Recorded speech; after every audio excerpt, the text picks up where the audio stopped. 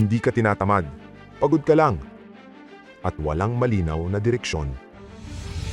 Sabi ni Marcus Aurelius, isang Roman emperor at Stoic philosopher, "You have power over your mind, not outside events. Realize this, and you will find strength." Para sa Stoics, hindi motivation ang sagot. Clarity at self-control.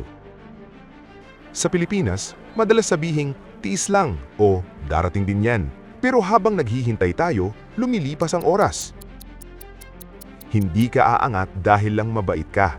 Aangat ka dahil may ginagawa ka kahit mahirap, kahit walang pumapalakpak. Ang disiplina ay hindi galit sa sarili. Respeto yan sa future mo. Sabi ng Stoics, gawin mo ang tama kahit walang reward ngayon.